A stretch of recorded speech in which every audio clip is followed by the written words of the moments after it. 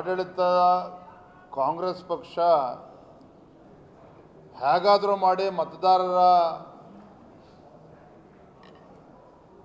ಮತದಾರನ ಗೆಲ್ಲಬೇಕು, ಅವ್ರ ಮನಸ್ಸನ್ನು ಗೆಲ್ಲಬೇಕು ಅಂತೇಳಿ ಪ್ರಯತ್ನವನ್ನು ಮಾಡ್ತಾ ಇದ್ದಾರೆ. ಚುನಾವಣೆ ಸಂದರ್ಭದಲ್ಲೂ ಕೂಡ ಹಣ ಬಿಡುಗಡೆ ಮಾಡ್ತಕ್ಕಂಥ ಎಲ್ಲ ಒಂದು ಪ್ರಯತ್ನ ಮಾಡಿದ್ರೂ ಸಹ ನಮಗೂ ಕೂಡ ಆಶ್ಚರ್ಯ ಆಗೋ ರೀತಿಯಲ್ಲಿ ಇವತ್ತು ವಾತಾವರಣ ಭಾರತೀಯ ಜನತಾ ಪಾರ್ಟಿ JDS ಪಕ್ಷದ ಪರವಾಗಿದೆ.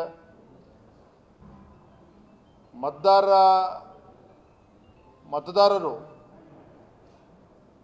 ಇವರೇನೇ ಆಮಿಷಗಳು ಏನೇ ಪ್ರಯೋಗಗಳು ಮಾಡಿದ್ರೂ ಸಹ ಕಾಂಗ್ರೆಸ್ ಪಕ್ಷದವರು ನರೇಂದ್ರ ಮೋದಿಜಿಯವರು ಬೇಕು ದೇಶದ ಭವಿಷ್ಯದ ದೃಷ್ಟಿಯಿಂದ. ಹಾಗಾಗಿ BJPಗೆ ನಾವು ಮತವನ್ನು ಕೊಡಬೇಕು, JDS ಪಕ್ಷ NDA ಕೂಟಕ್ಕೆ ಮತವನ್ನು ಕೊಡಬೇಕು ಅಂತೇಳಿ ಈಗಾಗಲೇ ತೀರ್ಮಾನವನ್ನು ಮಾಡಿದ್ದಾರೆ, ಗಟ್ಟಿಯಾದ ತೀರ್ಮಾನವನ್ನೇ ಮಾಡಿದ್ದಾರೆ. ಮೊದಲ ಹಂತದ ಮತದಾನ ನಾಳೆ ದಿನ ನಡೀತಾ ಇದೆ.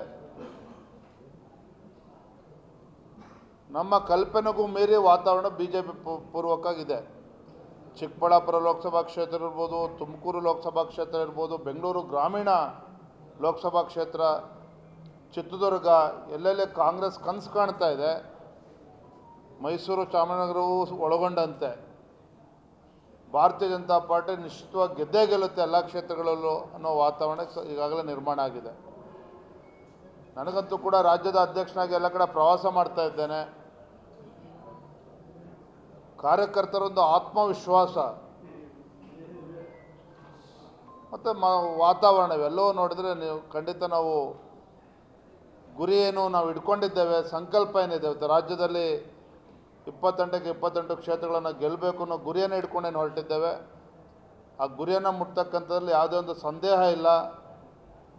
ಒಂದು ಅಭೂತಪೂರ್ವವಾದಂಥ ಗೆಲುವು ಭಾರತೀಯ ಜನತಾ ಪಾರ್ಟಿ ನರೇಂದ್ರ ಮೋದಿಜಿಯವ್ರಿಗೆ ಸಿಗ್ತದೆ ಅನ್ನೋ ವಿಶ್ವಾಸ ನಮ್ಗೆ ಸಂಪೂರ್ಣವಾಗಿದೆ. ದಾವಣಗೆರೆ ಲೋಕಸಭಾ ಕ್ಷೇತ್ರದಲ್ಲಿ ವಿಶೇಷವಾಗಿ ನಾನಿವತ್ತು ಬೂತ್ ಅಧ್ಯಕ್ಷರ ಮತ್ತು ಪ್ರಮುಖರ ಸಭೆಯನ್ನು ಕೂಡ ಹಮ್ಮಿಕೊಂಡಿದ್ದೇವೆ. ಮಧ್ಯಾಹ್ನ ಕೂಡ ಬೇರೆ ಬೇರೆ ಕಾರ್ಯಕ್ರಮಗಳಿದೆ. ಸಂಜೆ ಹರಿಹರ ವಿಧಾನಸಭಾ ಕ್ಷೇತ್ರದಲ್ಲಿ ರೋಡ್ ಶೋ ಕೂಡ ಏರ್ಪಾಡು ಮಾಡಿದ್ದಾರೆ. ಮಾನ್ಯ ಪ್ರಧಾನಮಂತ್ರಿಗಳು ನರೇಂದ್ರ ಮೋದಿಜಿಯವರು 28ನೇ ತಾರೀಕು ಮಧ್ಯಾಹ್ನ 3 ಗಂಟೆಗೆ ದಾವಣಗೆರೆ ಲೋಕಸಭಾ ಕ್ಷೇತ್ರಕ್ಕೆ ದಾವಣಗೆರೆಗೆ ಬರ್ತಾ ಇದ್ದಾರೆ. ಬೃಹತ್ ಸಮಾವೇಶವನ್ನು ಕೂಡ ಇಲ್ಲಿ ಆಯೋಜನೆ ಮಾಡಲಾಗಿದೆ.